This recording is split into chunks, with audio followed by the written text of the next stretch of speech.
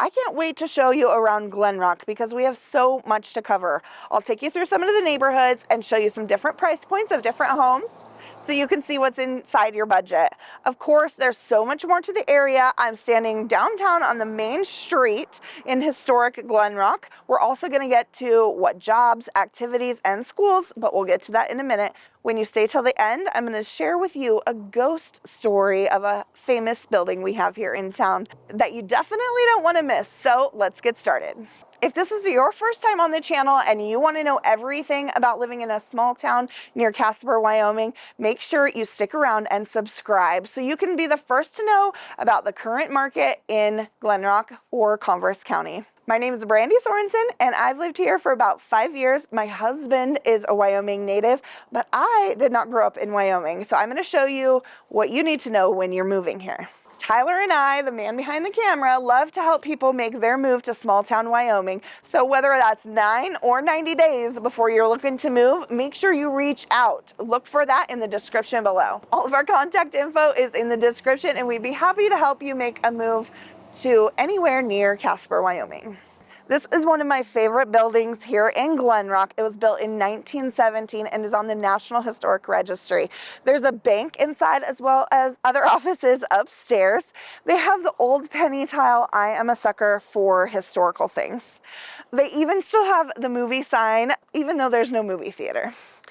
The other thing we have going on this street is we have Hardware Hank. Just a block away is the police department and our hometown grocery store. My favorite thing to get there is their in-house made spices and dip and rubs. Right across the street, we have Bobby's Classic Cafe, one of our yummy diners, places to eat here in town. You can get burgers, sandwiches, chips, salads, shakes, fries, all the classic diner goods. The other things we have along this Birch Street, we have Grandma's Shop. They have all sorts of goodies in there, gifts, toys, makeup. Along the street, we also have salons. We have insurance companies, tire company, everything you need for a small town if you don't want to go all the way to Casper. Fun fact, we do have one coffee shop here. It's a hut. It's called Sips Coffee Shop, and they started right here in Glenrock. Now they have other buildings in Douglas, in Wright, in Casper, Mills. They just opened their first sit down right on the east side of Casper by Jump Craze, where you can also get yummy food as well as drinks and sit and visit. I'm here on South 4th Street, one of the main streets in Glenrock. You get off the freeway in one exit and you come down this street. Right behind us is the intermediate school. Over here we have the new library. There's an accessory building. You can rent that. This library is so nice. It has a downstairs. They have all sorts of technology, a nice kids room, lots of activities for the community.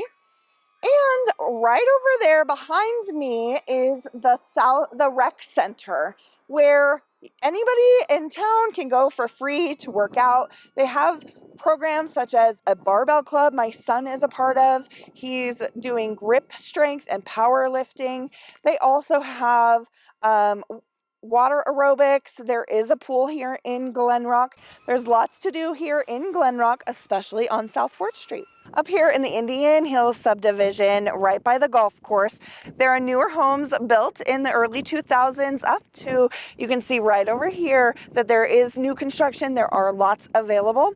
Homes in this area range anywhere in the last little bit from the upper 200s into the 500s.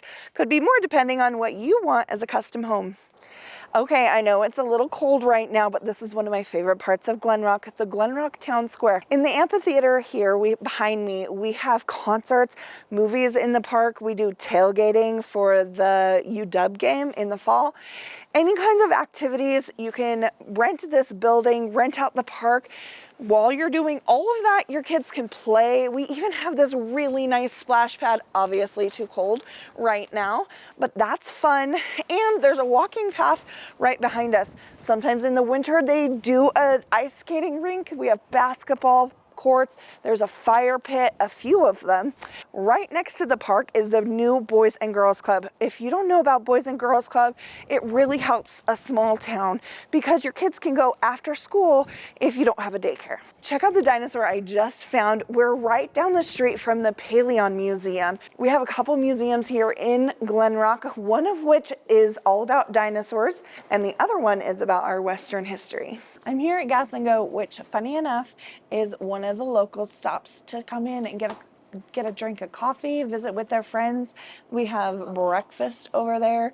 They also do lunch or sandwiches. This is just one of our little small town shops. So let's talk a little bit about Glenrock itself. It was on the Oregon Trail and the Pony Expressway. So we do like our Western heritage here. Glenrock's population is just over 2,400, and we are right in between Casper and Douglas. We're about 25 minutes to Casper. You can get there on the freeway or on the old Glenrock Highway. On the east side of Casper, it takes you 20 to 25 minutes. To Douglas, it takes you about the same, 20 to 25 minutes to Douglas on I-25. Some of the industries that are here in town, people work for the power plant. There are miners that work out of Glenrock and get bused to the mines. We also have a lot of oil and gas industry as well. Some people commute to Casper, some people commute to Douglas, and some just work here in the local area. Fun fact, there's actually an old mine that is under parts of Glenrock. Currently, they're working on filling up all of those old mines that we have found below our town. Here in Glenrock, we have Converse County School District number 2. They cover Glenrock and some rural schools as well. We have the Grant Elementary, which is grades pre-K all the way up to 3rd grade. Then we have intermediate, that is from 4th through 6th. And then we have the junior high school, which is grades 7 through 12. There are total about just over 600 students in the school district currently. They have a ton of activities most students are involved in. We have a really good culinary arts program here. We have sport. My boys are wrestlers, football, and they do track. We also have basketball, volleyball, golf, indoor track. Another big thing here in Glenrock, of course, is 4-H, welding, ag. They do have welding at the school. There is FFA, an active charter here.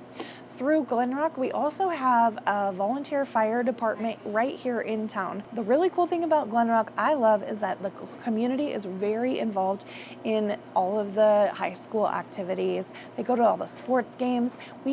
Our fire department even has a Herder's purple fire truck, and our school resource officer has a Glenrock Herder's purple car. Because Glenrock is smaller, there might be less homes on the market. However, there is a wide variety of the style prices of homes here in town. We do have some mobile home lots that are as low as $100,000, as well as into the $600,000, $700,000 homes. We do have some newer communities, some new build communities, as well as some already established ones closer to the center of town. The average days on market here in Glenrock averages about 65 to 80 days. Glenrock has a lot of history. It was once a supply stop along the Oregon Trail. The first coal mine in Wyoming was here in Glenrock, and the discovery of dinosaur bones. So make sure that you like and subscribe if you want to learn more about this really cool historic town. Right outside Hotel Higgins. During 1916-1917 oil boom, this hotel was built, and it said that it was built by John and Josephine Higgins. Inside the hotel is 38 rooms. They have a bar and now a Mexican restaurant called Rosie's.